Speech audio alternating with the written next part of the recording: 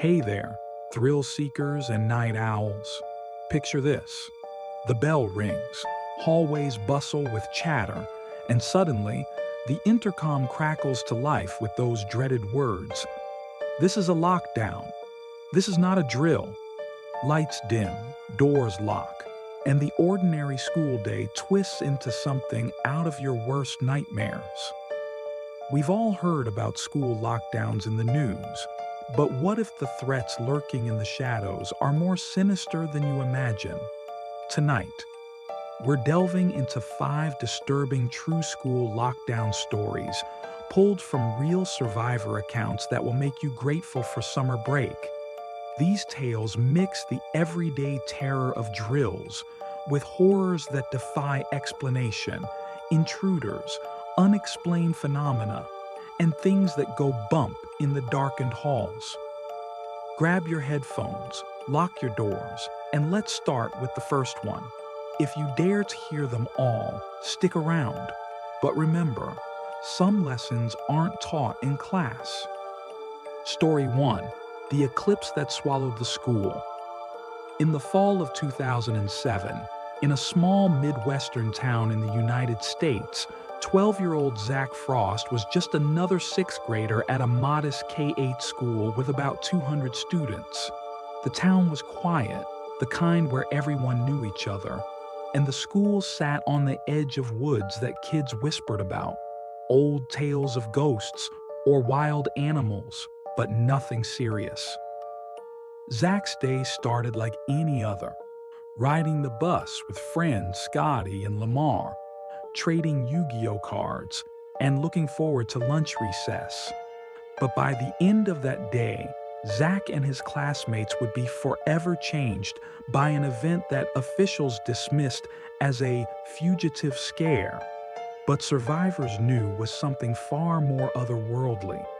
This account comes from Zach's own retelling years later, shared in online forums where others echoed similar unexplained traumas. The morning was sunny, perfect for recess. Zach and his buddies played Smear the Deer on the grass field bordering the woods, a rough game of tag with a football, when Kyle, a burly kid known for his strong kicks, punted the ball into the trees. He grumbled but went after it. Minutes later, he emerged pale as a ghost, dropping the ball and muttering, "Nah, fuck that, man. Fuck that." His eyes were wide, hands shaking, but he wouldn't say what he'd seen. Just stormed back inside, leaving the group puzzled. Zach and Scotty, curious, ventured in to grab the ball. The woods felt off, too quiet, the air thick. Zach picked up the football and suddenly his ears popped, like diving deep in a pool. His balance shifted and he felt hot, rancid breath on his neck, like something massive was right behind him. Spinning around, nothing was there, just shadows dancing unnaturally. They bolted back to the field, hearts pounding, but laughed it off as imagination. Back in class, math dragged on. Zach glanced out the window and noticed the sky darkening, not storm clouds, but a deep, eclipse-like gloom, though no eclipse was scheduled. The light turned eerie, casting long shadows in the room. Needing a break, Zach asked for the bathroom pass. In the hallway, the fluorescent lights flickered. As he exited the restroom, he saw the principal at the front doors, face twisted in terror, fumbling with locks. "Code Silver, lockdown now," she shouted, her voice cracking. Zach relayed the message to his teacher, Mrs. Smith, who paled and sprang into action. She locked the door, flipped off the lights, and herded the 20 kids into the corner under desks as they practiced in drills. "Stay quiet, no matter what," she whispered. The room plunged into total darkness, not just from the lights, but the windows too, as if night had fallen mid-afternoon. Whispers rippled among the kids. "Is it a shooter? Did someone bring a gun?" But then came the sounds, glass shattering down the hall, like windows exploding inward. Metal creaked and groaned, bending unnaturally. Mrs. Smith peeked through the door's narrow window and gasped, tears streaming. "Oh God," she murmured, sliding down. A bright light approached, not flashlight white, but a sickly reddish glow, pulsing like a heartbeat. Wet, squishy footsteps accompanied it, like something slimy dragging across tile. The door handle jiggled violently, and the class held their breath. Whatever it was paused, then moved on, but screams erupted from adjacent rooms, blood-curdling, like people being torn apart. "Help! It's got me!" someone wailed, cut short by a gurgle. Hours dragged. Zach's watch said 2 p.m., but it felt like midnight.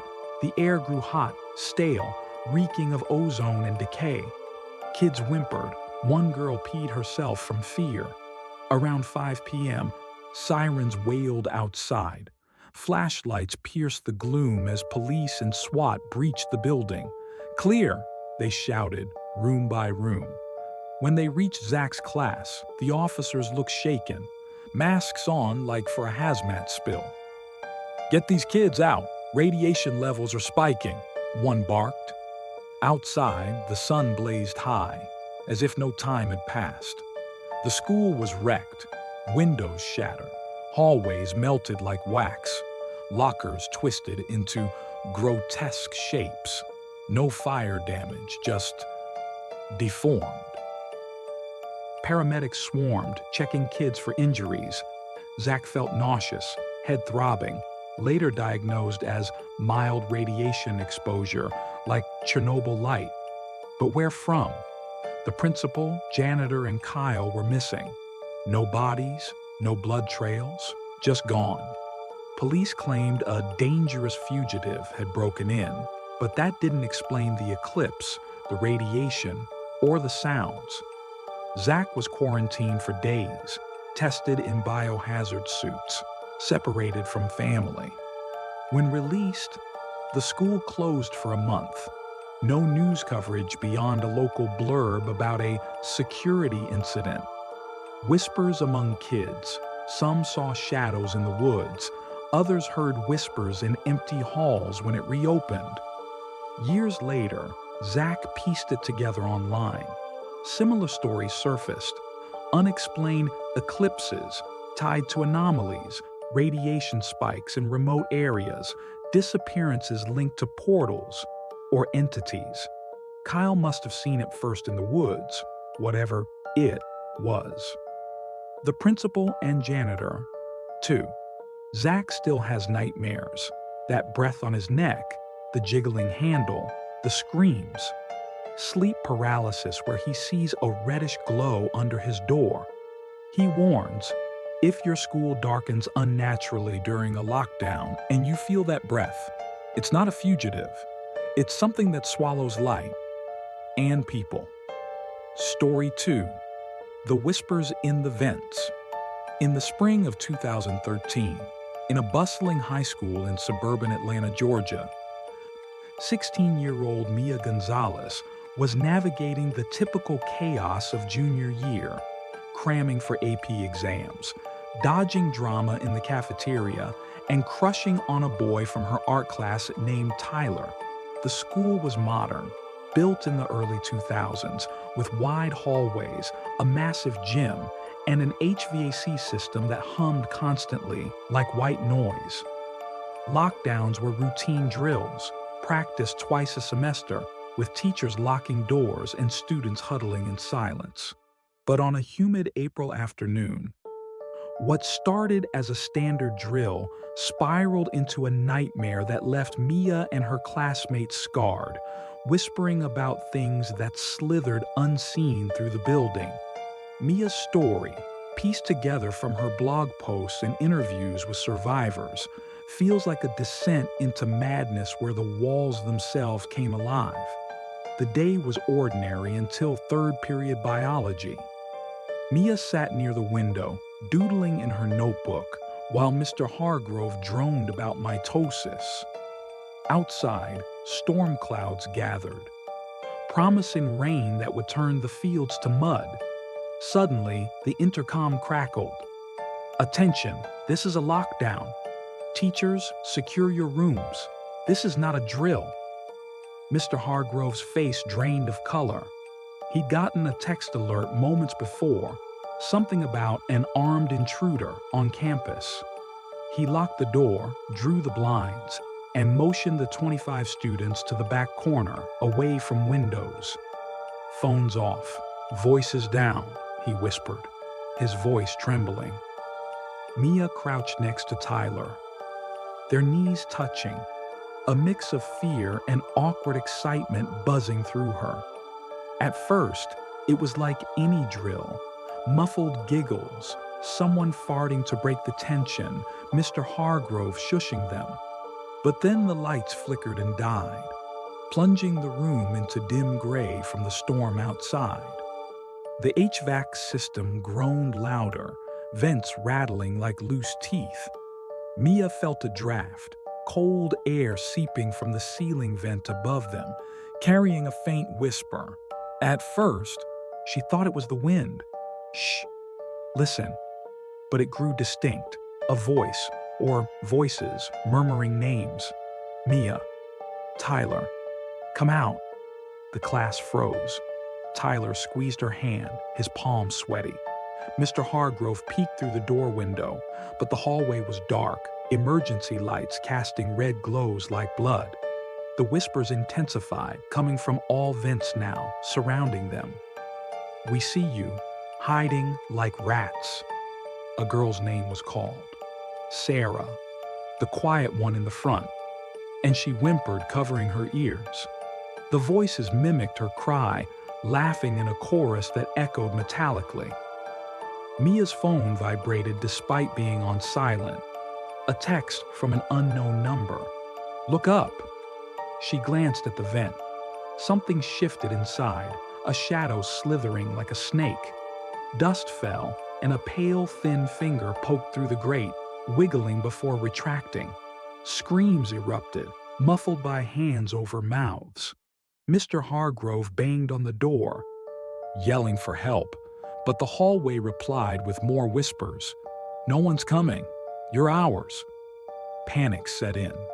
Kids cried silently. One boy hyperventilated into his backpack. Mia smelled it then. A rotten egg stench wafting from the vents, like sulfur or decay. The whispers turned personal. "Mia, your mom doesn't love you." "Tyler, you failed the test." Secrets only they knew, twisted into taunts. Tyler confessed later he'd thought of his parents' divorce, and the voice had mocked it verbatim. The intercom buzzed sporadically, but instead of announcements, it played static laced with laughter. Outside, thunder rumbled, but Mia swore she heard footsteps on the roof, heavy and deliberate. Hours passed, or felt like it. Clock stopped at 1:13 p.m. Mr. Hargrove tried the door, but it wouldn't budge, as if jammed from outside. Through the window slit, Mia glimpsed the hallway. Shadows darting, too fast for humans, elongated like stretched taffy. A face pressed against the glass briefly, pale, eyes black pits, mouth stretched in a grin, before vanishing. The class barricaded the door with desks, but the vents were portals.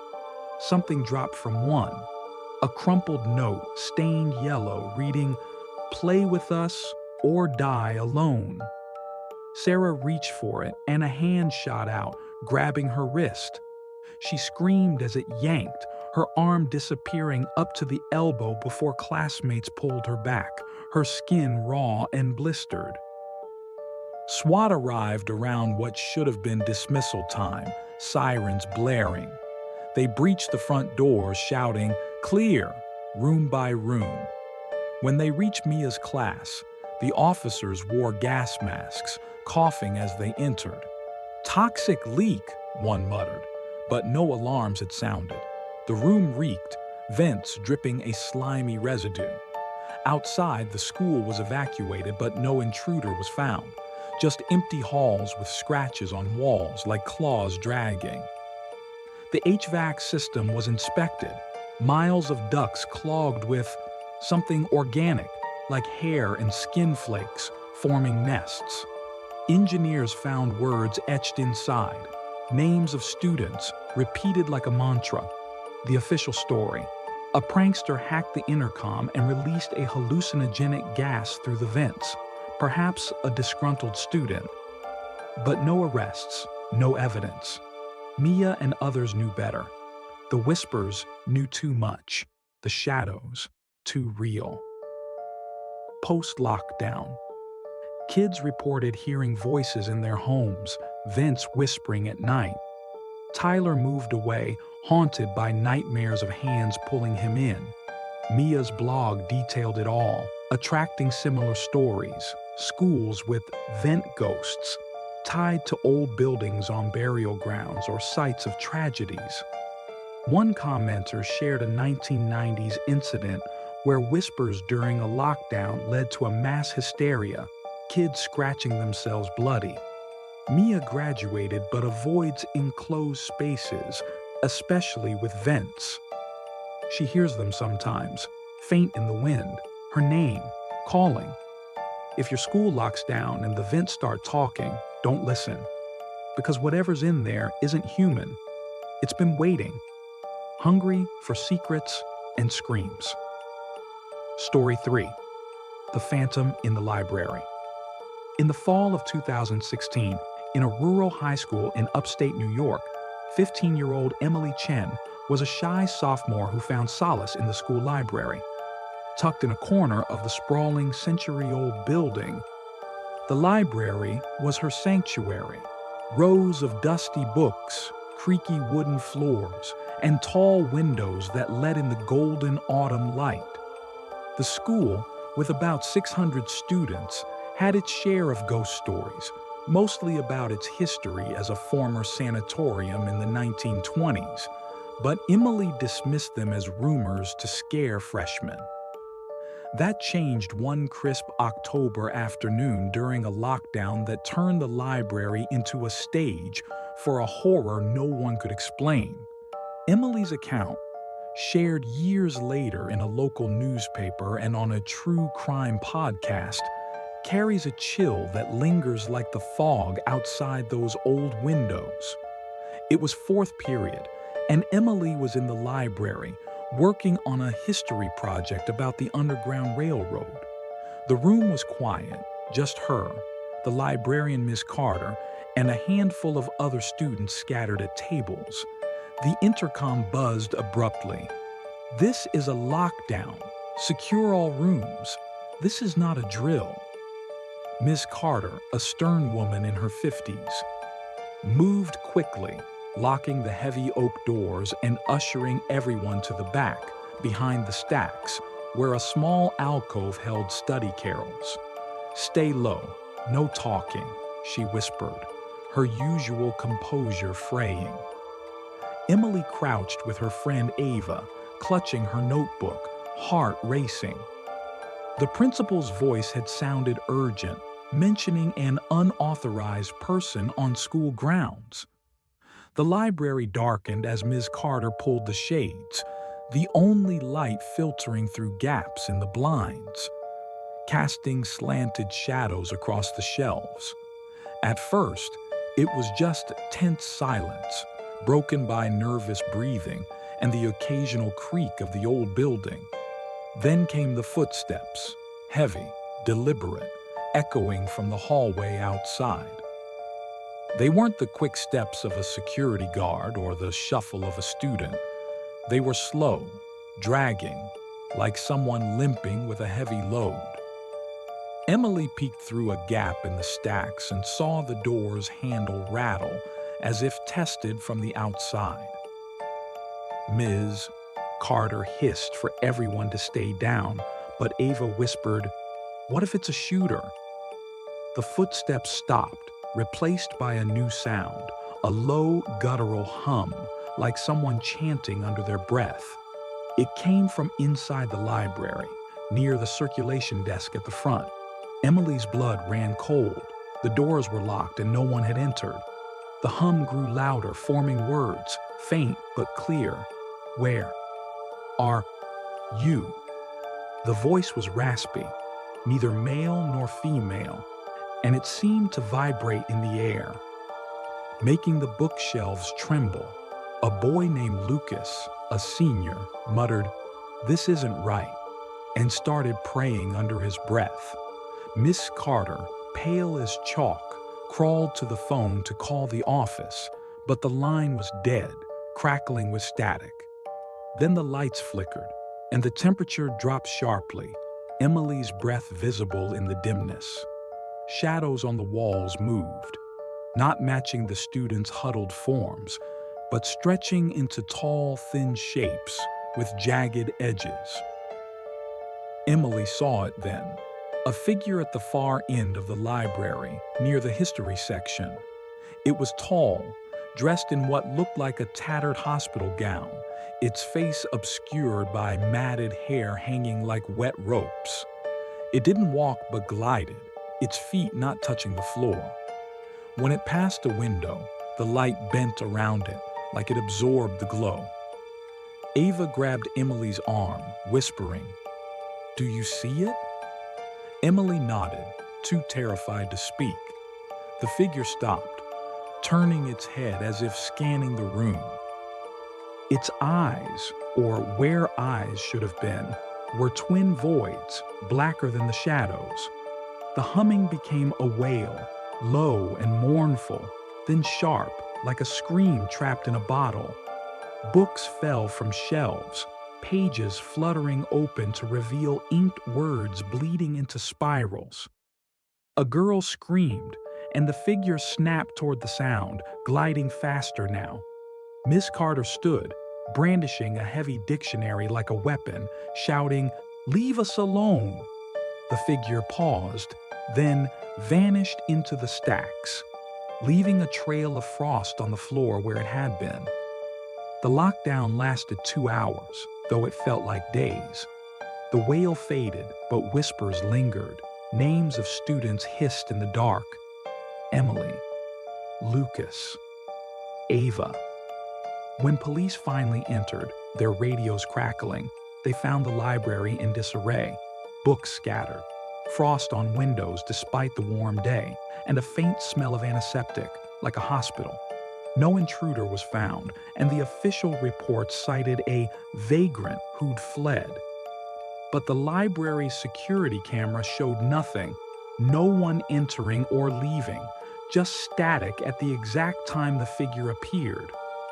Ms. Carter quit the next week, refusing to speak of it. Emily researched the school's past and uncovered its sanatorium days. Patients with tuberculosis were quarantined there, many dying in agony. A 1928 journal from a nurse described a phantom patient seen by staff, a figure in a gown haunting the wards, whispering names of the dying. Similar lockdown stories surfaced online. A 1990s incident at another old school where students saw a gliding figure during a drill, leaving frost and whispers.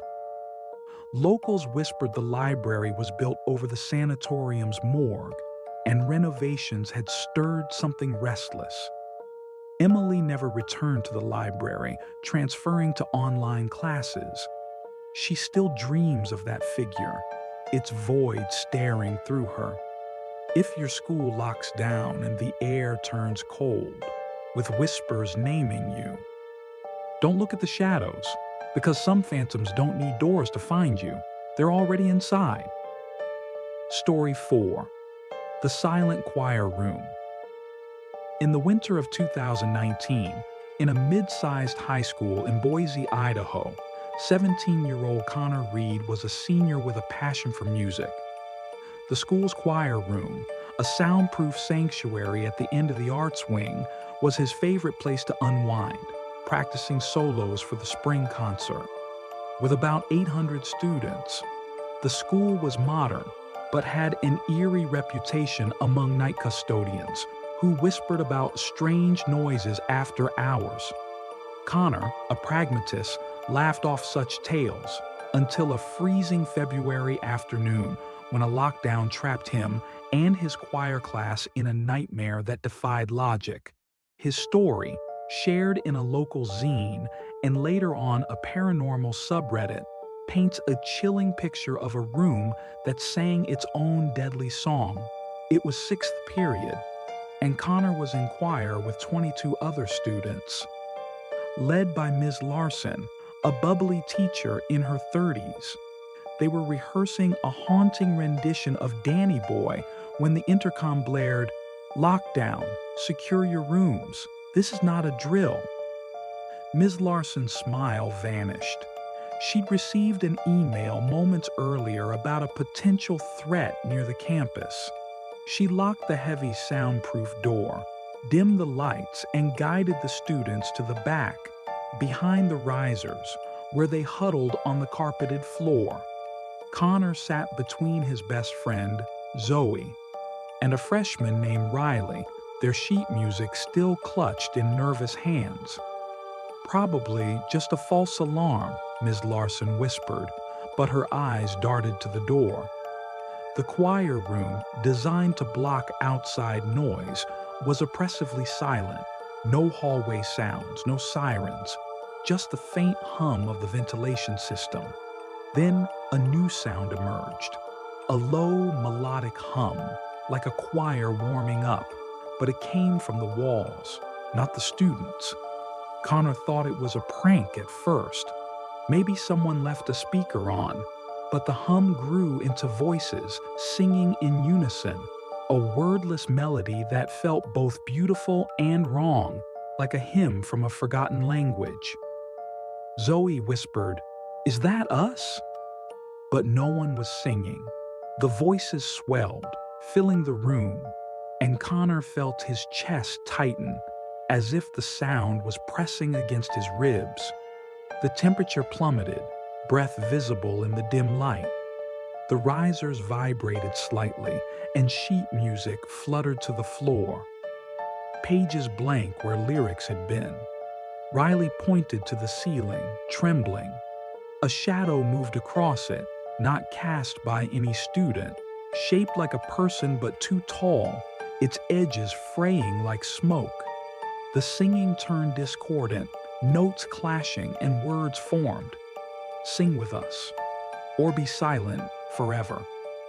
Connor's name was woven into the melody, then Zoe's, then others, each syllable dripping with menace. Ms. Larson tried to calm the class, but her voice shook as she clutched a cross necklace. A thud hit the door, not a knock, but a heavy, wet slap, like a soaked towel thrown hard. The handle didn't move, but the door creaked as if bending inward. Through the small window, Connor glimpsed the hallway, pitch black, though it was 2 p.m., with a faint glow pulsing like a heartbeat. The singing grew deafening and Riley screamed, clutching her throat as if choking. Red welts appeared on her neck, like fingers had squeezed her. Connor pulled her down, whispering, "Breathe, just breathe." But his own voice felt stolen, his throat raw. Zoe grabbed his arm, pointing to the piano in the corner. Its keys moved silently, playing the same haunting melody as the voices. Desperate, Ms. Larson tried her phone, but it was dead, screen flickering with static.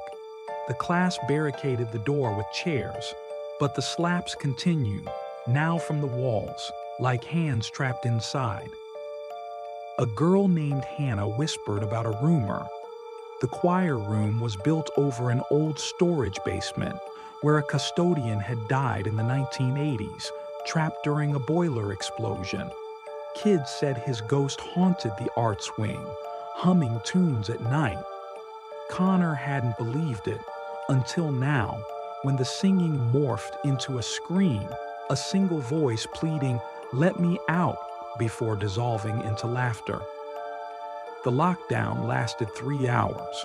When police finally entered, their boots echoing in the now silent halls. They found the choir room door unlocked, despite Ms. Larson's certainty she'd secured it. The room was pristine. No welts on Riley now, no blank sheet music, but the air smelled faintly of smoke and oil. Officers reported no intruder, blaming a miscommunication about a nearby robbery. But the choir class told a different story.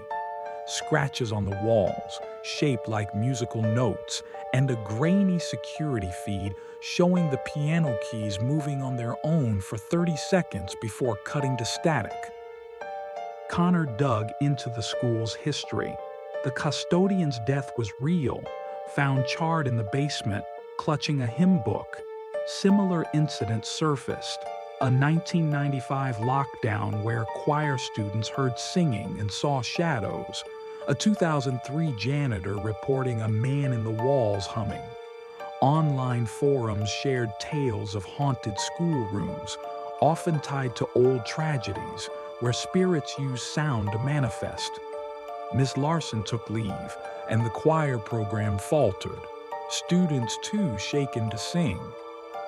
Connor, now in college, avoids music rooms. He hears faint humming in quiet moments, especially in winter.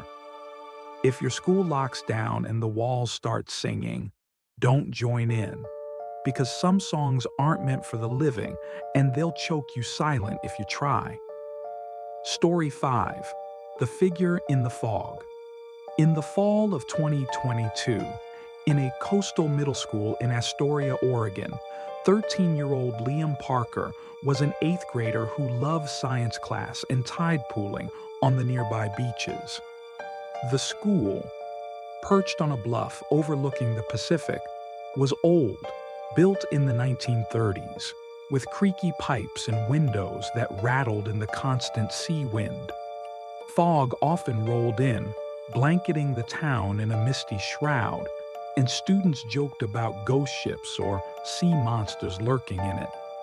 Liam, a rational kid, rolled his eyes at such stories, until a foggy November morning when a lockdown revealed something in the mist that left him and his classmates trembling.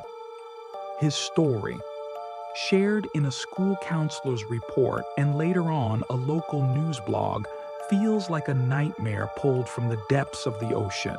It was first period, science class with Mr. Delgado, a laid-back teacher who let Liam and his friend Sophie sneak extra time on the microscopes. The fog outside was so thick it pressed against the windows, turning them opaque. The intercom crackled at 8:45 a.m. Lockdown, secure all rooms. This is not a drill. Mr. Delgado's face tightened. He'd gotten a hushed call minutes earlier about a suspicious person on school grounds. He locked the door, turned off the lights, and herded the 18 students to the back, behind lab tables stacked with beakers and textbooks. Liam crouched next to Sophie, his backpack a makeshift shield, whispering, "Probably just some creep from downtown." But the fog outside seemed to pulse, like it was breathing. The room was silent except for the faint drip of a leaky faucet. Then came a sound from the hallway, a low rhythmic tapping, like wet boots on tile, slow and deliberate. It stopped outside their door and the handle jiggled, but the lock held. Through the door's frosted glass, Liam saw a silhouette, tall, humanoid, but blurred, as if made of fog itself. The air grew damp, smelling of salt and rot, like seaweed left too long in the sun. Sophie clutched Liam's arm, her nails digging in. "Do you see it?" she hissed. He nodded, heart pounding. The silhouette didn't move like a person. It swayed, like kelp in a current. A voice came next, not from the hallway, but inside the room, low and gurgling, like someone speaking underwater. "Come to the sea." It seemed to rise from the floor, vibrating through the lab tables. The fog outside thickened, seeping under the door, curling like fingers across the tiles. Liam's glasses fogged up, and when he wiped them, he saw it. A figure standing in the corner near the emergency exit. It was tall, draped in what looked like dripping seaweed, its face a mass of mist with two glowing orbs for eyes, pale as moonlight. It raised a hand, webbed and glistening, pointing at Liam. His name echoed in the gurgling voice. "Liam, you belong with us." The class panicked. A girl named Mia screamed and Mr. Delgado shushed her, his own hands shaking as he gripped a yardstick like a weapon. The figure didn't advance but seemed to grow, its edges blending with the fog now filling the room. Beakers rattled, some cracking, spilling chemicals that hissed unnaturally. Sophie whispered about a local legend, the drowned man, a sailor lost in a 1940s shipwreck, said to haunt Astoria's shores, luring kids into the fog. Liam had scoffed at it before, but now the story felt real. The emergency exit door creaked open an inch, unprompted, letting in more fog and a blast of cold, briny air. The figure glided toward it, beckoning with a skeletal hand. Mr. Delgado slammed the exit shut, but the fog kept coming, pooling around the students' feet. Liam felt a tug, not physical, but in his mind, like the voice was pulling him toward the door. He resisted, gripping Sophie's hand, but Mia stood, trance-like, walking toward the exit. "I hear my brother," she mumbled, though her brother had died in a boating accident years earlier. Classmates tackled her, snapping her out of it, but her eyes stayed glassy, and she later said she'd seen him in the fog, waving. The gurgling voice grew louder, naming every student, promising rest in the sea. Liam's backpack was now damp, his notebook pages smeared with salt water. The lockdown lasted 2 hours. When police arrived, their boots splashing through puddles in the halls, the fog had retreated, leaving the room soaked. The figure was gone, but the emergency exit was ajar, seaweed tangled in the hinge. Impossible, as the ocean was a mile away. Officers found no intruder, blaming a homeless person lost in the fog. But the science room's cameras showed static during the lockdown, and the floor was littered with tiny shells, like something had crawled through. Mr. Delgado reported a missing microscope, later found on the beach, rusted overnight. Liam researched Astoria's history and found chilling parallels. The 1940s shipwreck was real, with sailors' bodies never recovered. Locals reported foggy apparitions ever since, especially during lockdowns when fear was high. A 1980s student diary mentioned a sea ghost during a drill, and a 2005 teacher saw glowing eyes in the fog. Online, coastal schools shared similar tales. Figures in mist, voices luring kids to water. Liam avoids the coast now, haunted by dreams of drowning. If your school locks down and fog creeps in with a voice, don't follow it. The sea keeps what it takes, and it's always calling. There you have it.